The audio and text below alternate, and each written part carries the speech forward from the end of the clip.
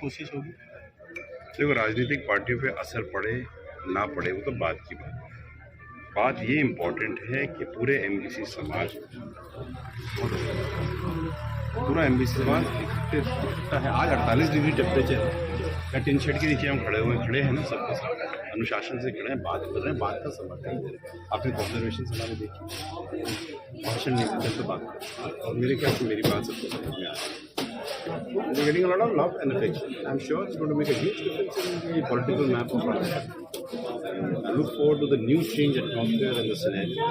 हाँ, ये बात जरूर है कि टेंजेंशियल शिफ्ट तो जरूर होगा पॉलिटिक्स में, एंड आई एम श्योर कि जब समाज इकट्ठा होकर के अपनी सही बात रखेगा, रख रहा है, तो पॉलिटिकल पार्टीज को भी उसको ध्यान से देखना।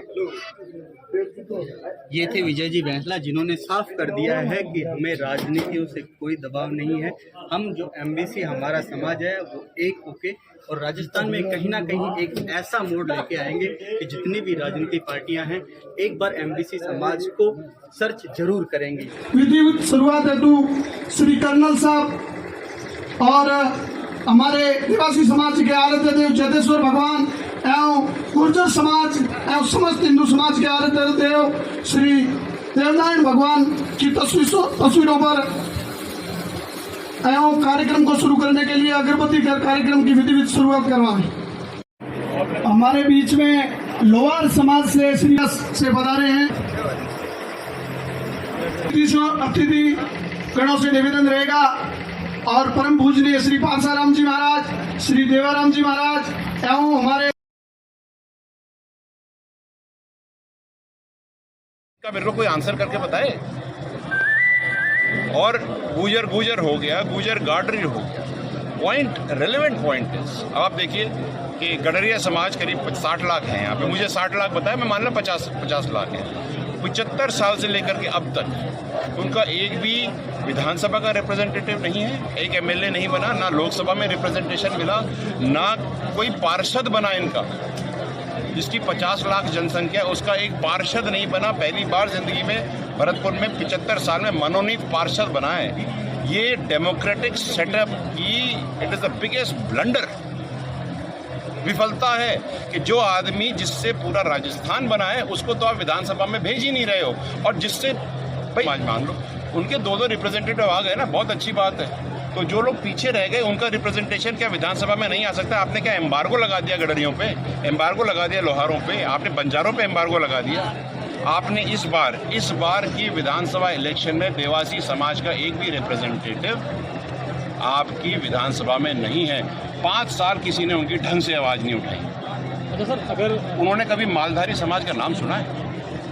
कभी मालधारी बन करके पशुओं को एक जगह से दूसरी जगह लेके गए हैं? सेड़वा में और आपकी सिवाना में जब एक बंदा अपनी बकरियों का ठेला लेकर के दूसरे में जाता है और ठाकुरों की जमीन बीच में पड़ती है तो बोलता है उठा पैर यहाँ मत रख, तूने मेरे को वोट नहीं दिया। ये बंद करना है, ये गलत बात है। जो भी वहाँ पे बड़े लोग हैं, जो वहाँ पे काबिज लोग हैं, कोई और भी समाज के हो सकते हैं, कोई और काबिज लोग हो सकते हैं, लेकिन ये चीज़, ये सोच है। अब यही जब लोग राज करेंगे तो वो बेचारा भेड़ लेके जाएगा कहाँ? अगर टिकटें नहीं मिलती हैं, जैसा आपकी मांग है, आप जैसे आपको नहीं राजनीतिक बड़ी पार्टी है, तो क्या एमबीसी का अलग नया मोर्चा होगा राजस्थान में? मैंने ये बात ही नहीं करी। ये नॉन पॉलिटिकल है, ये सामाजिक मोर्चा है। इसमें कुछ लोग कांग्रेस के हैं, कुछ लोग बीजेपी के हैं, कुछ यहाँ पे आम आदमी पार्टी भी ज्वाइन करे हुए हैं। समाज बैठ कर, ये समाज की जाजम है, यहाँ सब बराबर है, सब बैठ कर। और समाज में जागृति है। मैं जहाँ जा रहा हूँ, कभी घोड़े पे बिठाते हैं, कभी ऊँट पे बिठाते हैं, अभी हाथी पे बिठाएंगे मेरे हिसाब से, लेकिन सबसे अच्छी बात है कि मुझे दिल में बिठा दिया। मेरी बात समझ में आ गई सर, और जब बात समझ में आती है तो बात हो जाती है, और बात एक बार शुरू हो गई तो उसका अंत कहीं ना कहीं हो। और केवल राजस्थान ही नहीं, ये एमबीसी समाज गुजरात में उतना ही प्रभावी है, 2 मिनट के लिए उतना ही प्रभावी आपका मध्य प्रदेश में है, दिल्ली में है, यूपी में, हर जगह, हिमाचल, जम्मू कश्मीर, सब जगह। राजस्थान गुर्जर समाज समिति के अध्यक्ष विजय जी बैंसला, जो पूर्व अध्यक्ष कर्नल बैंसला के सुपुत्र हैं, आज एमबीसी वर्ग की एक महापंचायत को लेके बाड़मेर जिले के सेड़वा में पहुंचे हैं। कुछ दिनों से लगातार ये दौरे कर रहे हैं। हम जानना चाहेंगे इनसे कि क्या है इनके दौरे और एमबीसी जो महापंचायत जन चेतना जागरूक रैली निकाली है, इसके मुख्य उद्देश्य क्या है? क्या आप सरकार को क्या दिखाना चाहते हैं? हमें चाहिए कि एक बैलेंस्ड रिप्रेजेंटेशन होना चाहिए। एमबीसी समाज अगर 200 में से 73 विधानसभाएं काबिज करता है तो उतना रिप्रेजेंटेशन तो होना चाहिए। बंजारे, लोहार, गडरिया, देवासी, कहाँ है रिप्रेजेंटेशन? इस विधानसभा में तो जीरो। 75 साल से गडरिया, गाडरी, लोहार, बंजारा का तो जीरो रिप्रेजेंटेशन। हमें रिप्रेजेंटेशन।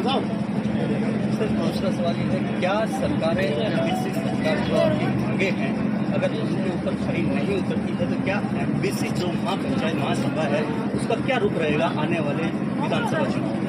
देखिए, ये पहली बात तो इसका सरकार से कोई लेना देना नहीं। सही है। ठीक है, ये पॉलिटिकल फाइट है, पॉलिटिकल रिप्रेजेंटेशन की फाइट है, पॉलिटिकल एक्नॉलेजमेंट की फाइट है। लोग एक्नॉलेज नहीं कर रहे कि हम एग्जिस्ट करते हैं। आप ही बताइए कि अगर 75 साल से हम इंडिपेंडेंट हैं और 75 साल से गडरिया, गाडरी, बंजारा, लोहार राजस्थान में रह रहे हैं, 75 साल से एक भी उनका एमएलए नहीं है, मतलब किसी भी आदमी ने, उनके समाज वाले ने विधानसभा में उनकी बात नहीं रखी। बात ये है। और हमें सरकारों से क्या, हम तो, और जो डिसीजन मेकिंग क्या है कि समाज एक जाजम पे बैठे और समाज डिसाइड करेगा। हम अभी समाज को, पूरे एमबीसी समाज को जोड़ रहे हैं और खुद बहुत बेहतरीन तरीके से जोड़ रहे हैं। आप देखिए, आज 10-12 दिन हो गए और हम आगे भी करेंगे और ये साल भर चलेगा। एक सवाल मेरा ने जो एक जन चेतना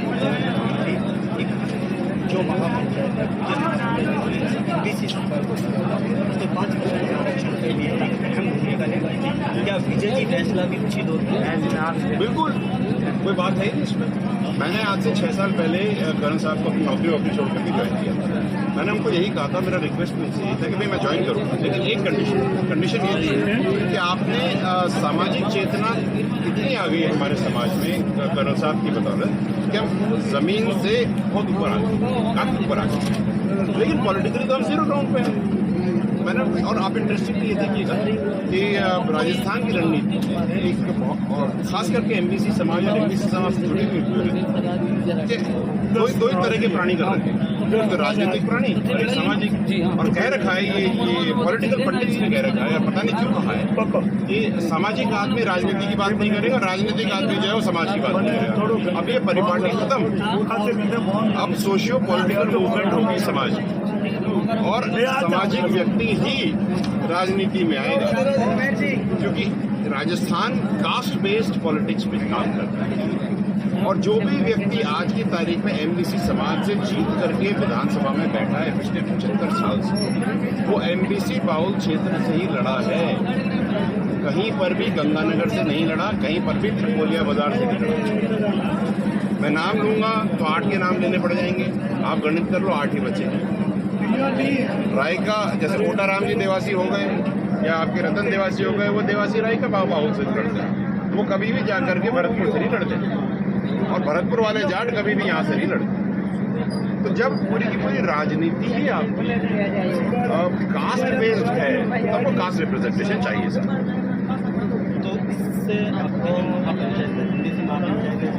सरकार को कोई संदेश या सरकार को संदेश नहीं देना है हमें तो राजनीतिक पार्टियों को ये संदेश देना है कि हम भी हैं। तो आप एक बात बताओ,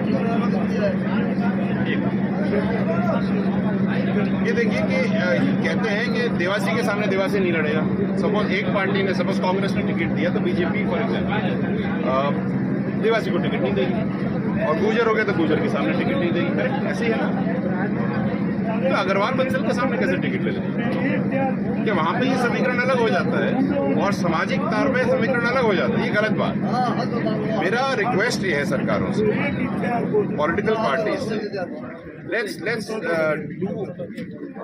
let's have an equilibrium in consideration.